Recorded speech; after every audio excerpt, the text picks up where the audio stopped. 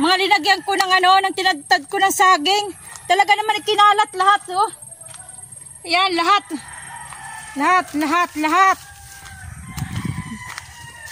Nakakainis na talaga itong manok na to. Ayan. Kahit saan lupalop.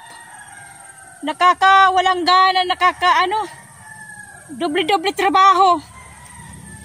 Nakakainis na. Di talaga, ayaw talagang umano yung may-ari eh. Kakainis. Naiinis talaga ako. Kaya ako ayoko talaga nag-aalaga ng ano eh, ng alagang, kasi ayoko may nakaka-istorbo.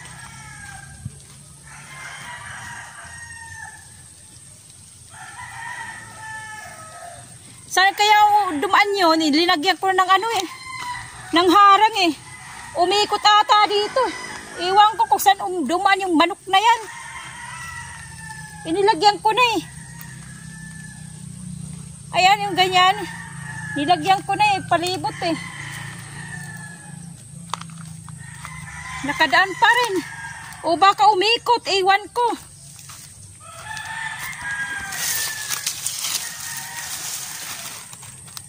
Di ko alam kung saan dumaan.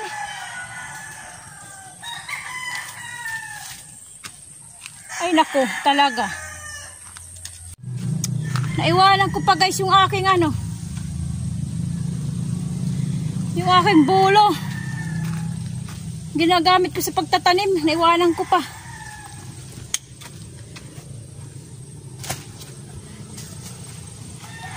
Naiinis talaga ako.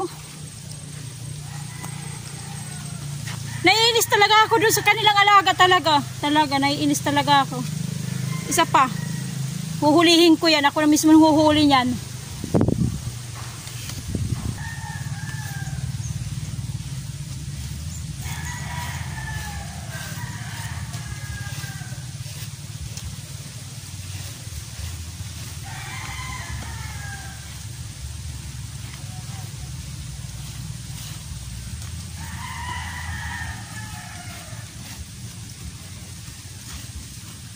Aayusin ko ulit.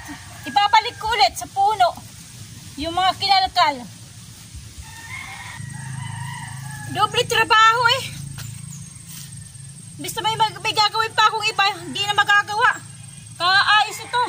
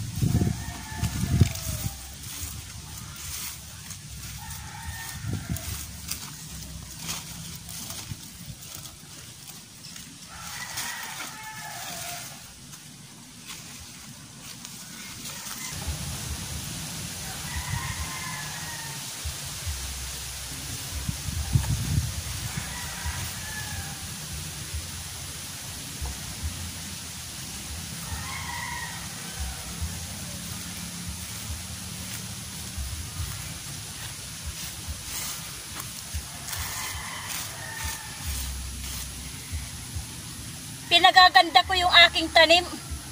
Tapos yung kanilang alaga naman yung nagkakalat. Winawasak. Sinisira yung aking mga tanim, yung puno. Nakakaperwisyo. Nakakaperwisyo ng kapitbahay. Tanim ng kapitbahay, nakakaperwisyo yung kanilang alaga. Ayaw makinig yung may-ari sa akin na pinakukulong ko. Gusto ata talaga naman.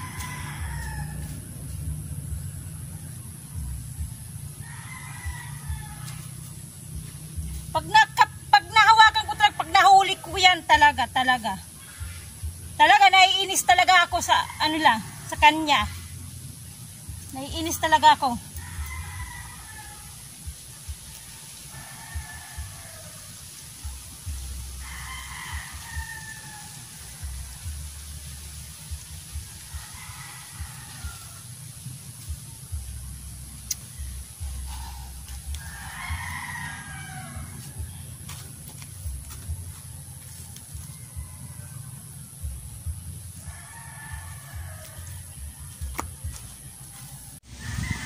So, wala akong dalang bulo Kakamayin ko na lang yung pagbalik ng lupa dun sa puno ng kamuting kahoy.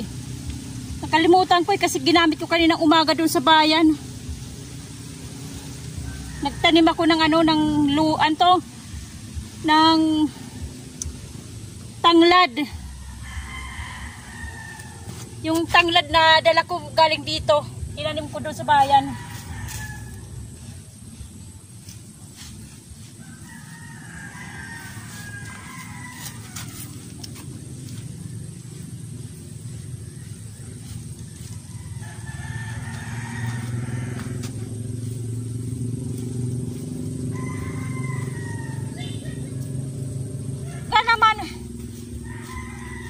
Nakakainis na. Paulit-ulit na trabaho. Pagbubungkalin nila, ibabalik ulit yung lupa. Yan na lang ginagawa ko Doble.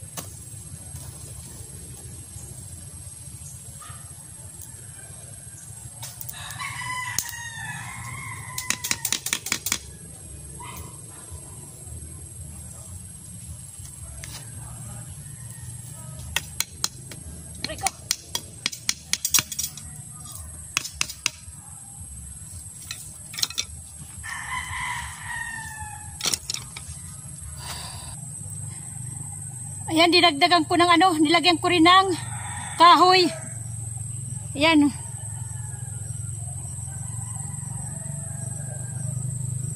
Nilagyan ko kahoy lang maliliit, siguro 2 dangkal ang taas ng mga kahoy. Ayan.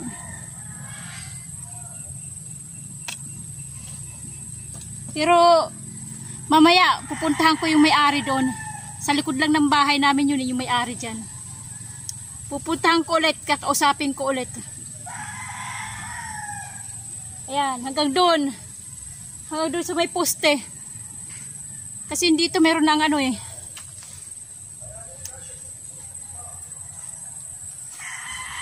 Dagdag ano.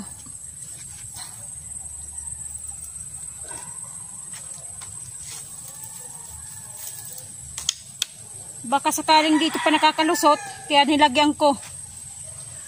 Nilagyan ko dyan hanggang dito. Yan. Hanggang doon.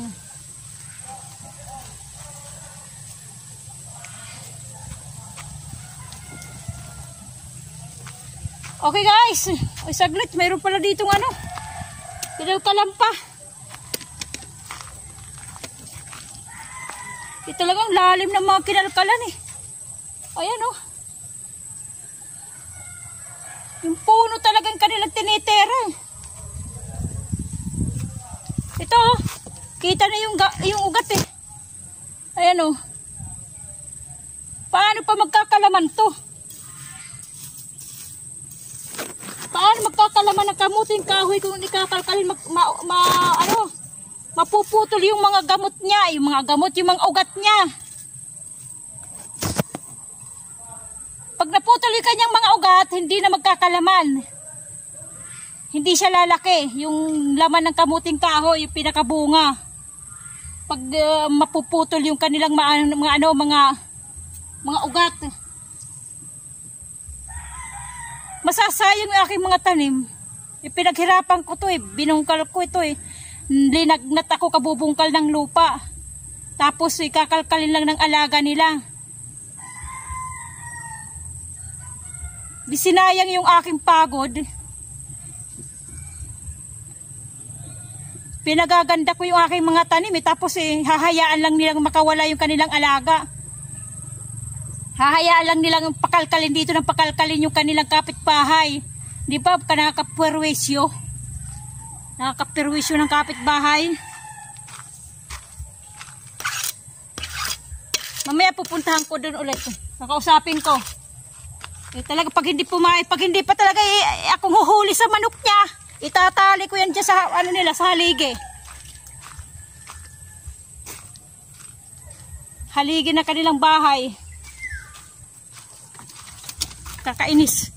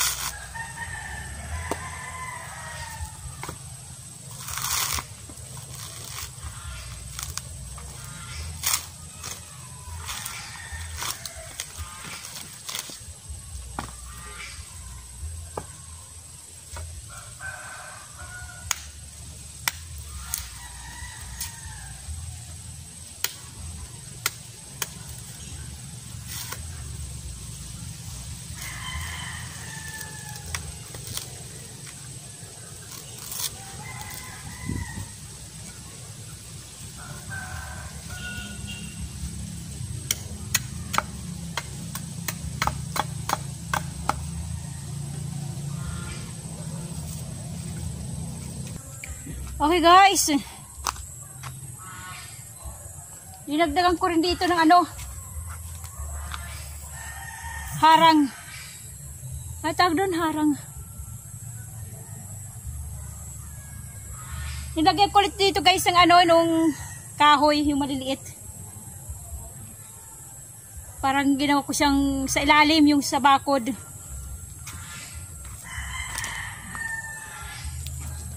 Subukan natin bukas kung mayroon siyang kakalkalin. Pag walang nakalkal, ibig sabihin hindi siya nakapasok o wala na siyang napasukan. Tignan natin bukas o sunod na araw. Sa isang araw siguro malalaman natin yan kasi hindi ko alam kung makakabalik ako rito kinabukasan kasi may pasok. Walang tao sa amin, sa aming bahay. Kasi yung aking ampalaya oh. Alam ko itong bunga to eh, maliliit na. Kasi ano lang to eh. Ay. Black bag. Nagkakaroon na siya guys ang bunga oh. Pero bulaklak pa lang. Ayan. Ayan oh. Bulaklak pa lang. Pero hula ko maliliit lang to eh. Kasi buto lang to ng ano, ng ampalaya. Hindi ko to binili. Hindi ko binili yung buto. Yung ampalaya lang dito noon na yung bunga niya, yung nahinog, hinayaan ko na lang. Kaya nagbagsakan yung kanyang mga buto.